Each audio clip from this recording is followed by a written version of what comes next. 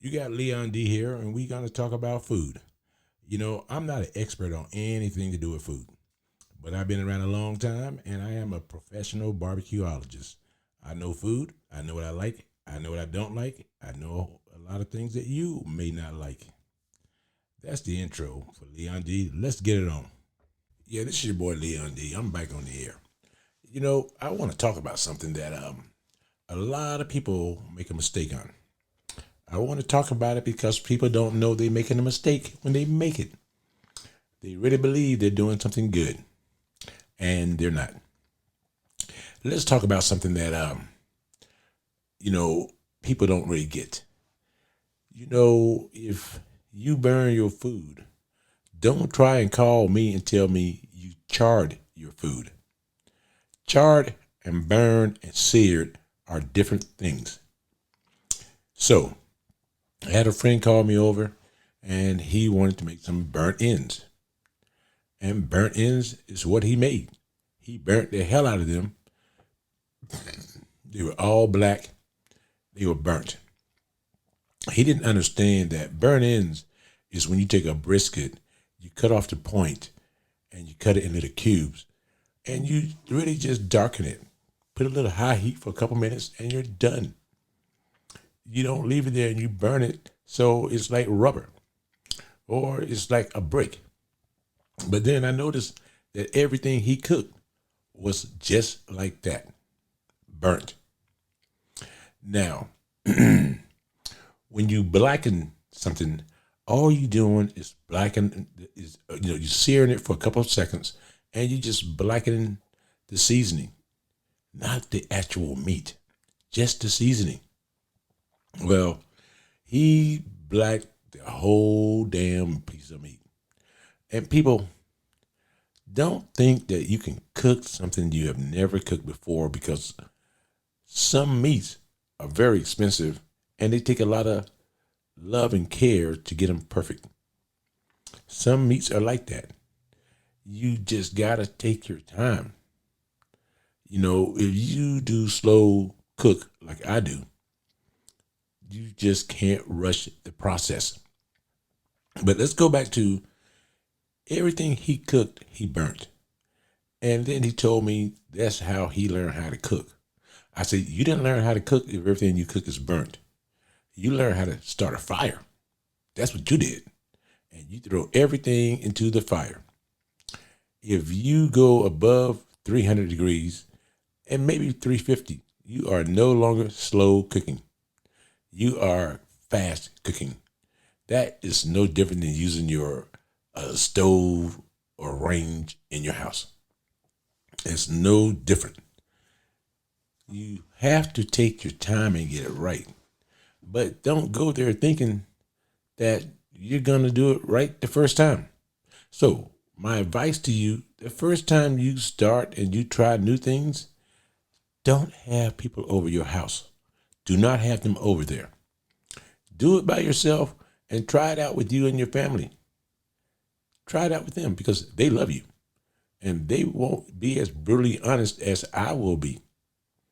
So when you get this crazy idea that I'm gonna burn something, even a steak, if you put it on both sides for 2 or 3 minutes, you're just gonna sear it, put it on high heat.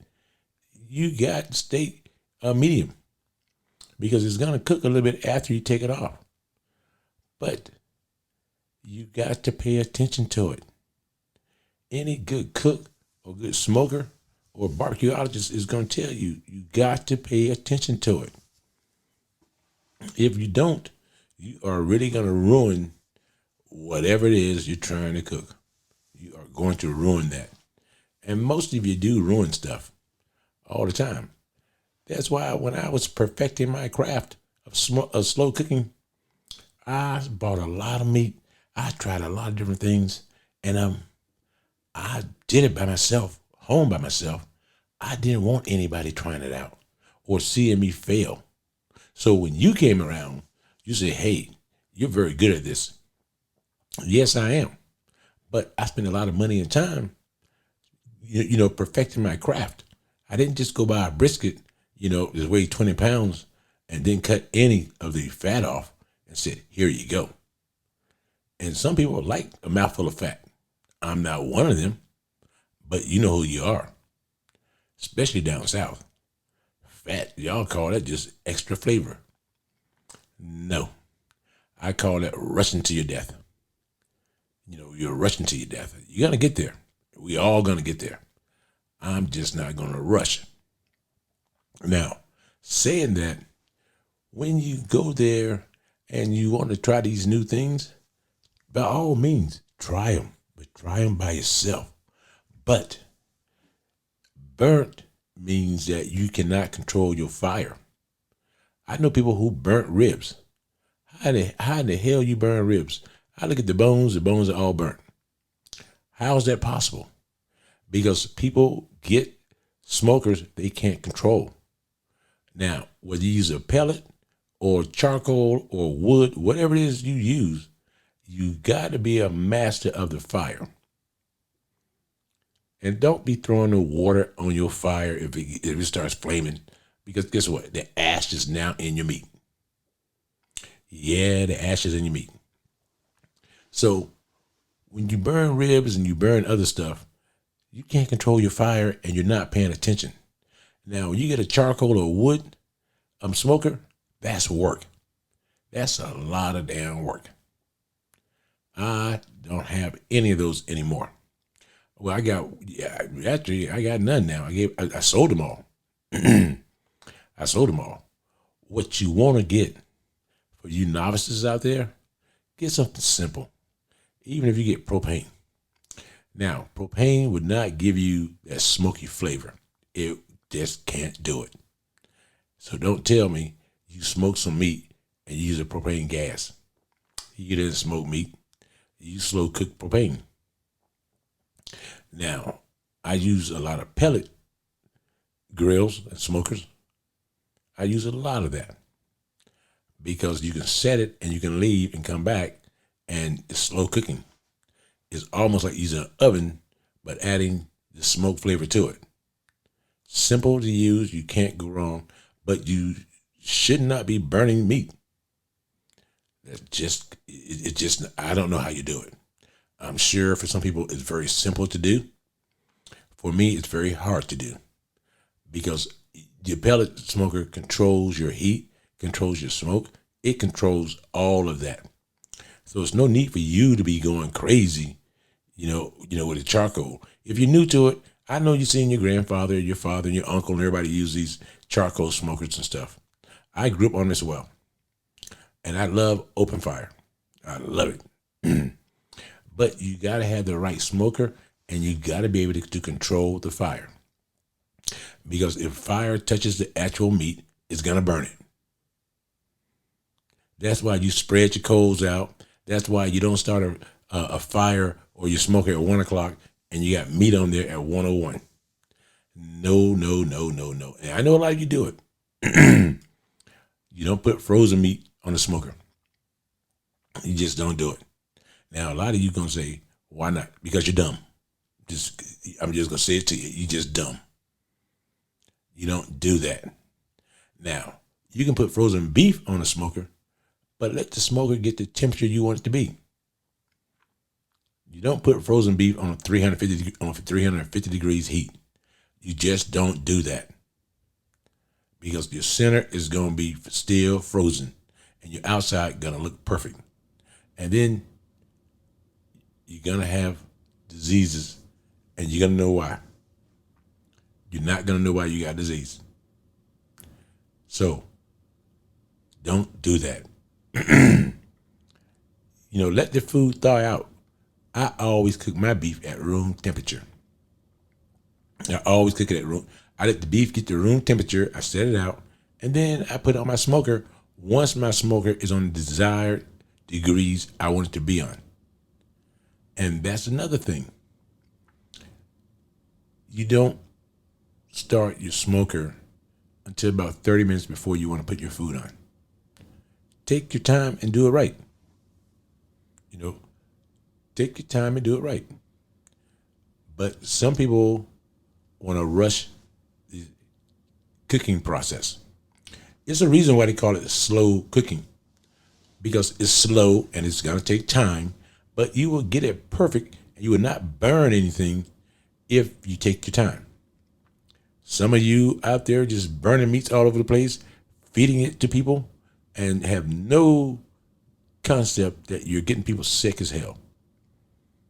You know, some of you need to have an ambulance or a hospital right next to your house. You need to have that because I seen your friends, and I know that the way they came out is not the way they went in your house or on your deck. So, for those of you who want to get the perfect char is when you put a little bark on it. I don't mean the bark, you know, as like in a brisket or ribs, but it's just a little bark on it. That's charring it. Burnt is when you put an open fire and you didn't control your fire, and then you want people to try it out.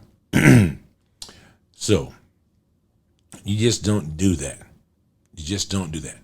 Now, saying that, one of the things that I like to do when I slow cook, I like to put it on a real low temperature, like 185 or 170, for about 2 hours and build up that bark or the char on it. If I put it at 300, I'm going to burn the hell out of it like you doing. Now, you can slow cook it, and then if time is not on your side, you can go ahead and you can crank up the temperature, and the meat will get to the temperature without the burn marks on it. You can do that. There are ways you can speed up your cooking process without burning the food. Because if you think about it, you put it on 185 for 2 or 3 hours, and then you crank it up to 225, 250, it'll get to 202 or 200 or 195. It'll get there without the burn marks.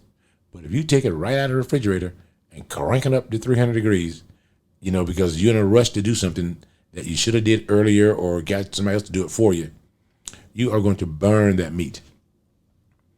And also, when you using charcoal or wood, let the coals, simmer for a bit. Don't just keep piling coals on and piling coals on and piling wood on and piling wood on. No, put enough to get it started, and then let it get to the desired temperature you want it to be.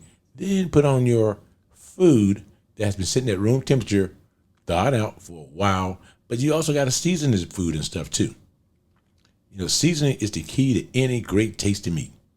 Actually, any great tasting food, seasoning is the key. You and I both could cook rice, not a problem at all. But I'm going to add some stuff to my rice that you're not going to add to yours. So it's not a big deal. But seasoning is the key. And most of you have no clue about seasoning. You think that salt and pepper is all you need. No. That's all you need on a couple of things, like maybe a brisket. But as far as other things go, you need some real seasoning. I don't care where you get it from. It could be McCormick's. It can be Fiesta Boner. It could be a lot of different places. But try your seasoning out. I can tell when food only got 1 or 2 seasonings in it. Yeah, I can tell that. That's real easy to tell. So, if you don't know what you're doing, ask us. Look at TV, but ask us, and we will tell you what you're doing is totally, totally incorrect. But a lot of people think, I watched this show, and I saw this woman cook ribs in 30 minutes. So I know I can do it. Yeah, try it. I can't even season my brisket or my ribs in 30 damn minutes. Don't even try. Don't even think about it. I can't do that. And I know a lot of you do that because I've been to your house. I've seen what you got, and it's just wrong. It's just wrong. Your poor son or poor daughter got to sit there and eat that nasty meat, and they don't have enough brains or enough willpower or enough gumption to go tell you that, listen, Dad, you really gotta F this up this time. They don't have what it takes to tell you that. But I'm here to tell you, I've seen pictures. I've been to your houses. It's not right. that you're punishing people who has done nothing wrong to you at all. You're punishing the hell out of them. You just don't know it, but hell, I know it, and they know it, and their stomach definitely knows it. Because when you come to my house, they asking to take leftovers home. And every time I barbecue or smoke food, I got leftovers that I can't get rid of. That I run out of leftovers every time because I know I can't get rid of my other friends' food. Whether it's a side dish or whether it's another meat, people want what I make, and they want it the way I make it because they know the real deal. They know what it takes. So, you people who burn food, it gets me. Some people who burn food got some of the best equipment in the world, and they burn the hell out of food. And and it's just sad that it's been, nobody tells them that, hey, this is burnt. They say, oh, I charred it a little bit. You didn't char nothing. You burnt the hell out of whatever it was you were attempting to cook. Now, I know what it looked like when it came out of the package, but I have no clue what it looked like when you finish cooking it. I'm thinking it should be similar shape and size, but don't see that. It should be similar colors. I don't see that either. All I know is that you just wrecked a damn good meal and spent a lot of money thinking that you are good at what you do. And nothing wrong with, you experimenting. But like I said earlier, if you're experimenting, if you're going to experiment with something, do it by yourself, for yourself. Build yourself a flavor profile. And, and stay with it. When I try something new for the first time, I take a lot of notes. I write down a lot of notes because I want to, either adjust it to where it needs to be, or if it's already there, I want to do it the same way. I want to repeat that cycle every single time. I want to repeat the same thing every single time. I don't want to eyeball nothing because no two people's eyes are the exact same way. No two people's fingers are the exact same size. So people say, I'm going to eyeball this. Eyeball my ass. Anybody can guess. I want to measure things. I want to measure it, make sure it's right every single time. I do not want to mess around and put too much salt or too much pepper or too much cumin. Nope. I want if it's the flavor profile I want to have the same one every single time. I want to have the exact same one. If it tastes good, I want to leave it tasting good. I was over a friend's house one time and he was using a shaker and the whole top came off, and he probably put at least a good half a pound of salt into his mac and cheese. Why he was using salt, period, don't know. But he was making a roux, and I'm like, dude, just buy salted butter. Nope, he goes, I buy unsalted, add my own salt. Well, he did add his own salt. It was more salt than the recipe called for by about 10 times. And he didn't miss a beat. He just kept stirring it, making his roux and making his cheese, for his noodles. And it was a mess. It was a flat out mess. So, and then he served it to his guests and his company, and he complained when they told him it didn't taste good. I don't know why he complained. I would have been hugging them saying, Jesus Christ, I thought it tastes like crap. Now I confirmed that for a fact. Now I didn't try it because I knew what he had did to it. I knew what he had did, so I just didn't mess around with him. So remember, burnt is burnt, charred is charred, and seared is seared. Seared just a few seconds. Charred, it means that you are going to slow cook and you're going to put a nice bark on it. And burnt, it means that you really screwed up. You can't control your fire. You made a mistake. Admit it. Move on. So this is your boy Leon D. We'll get back with you later in the next video.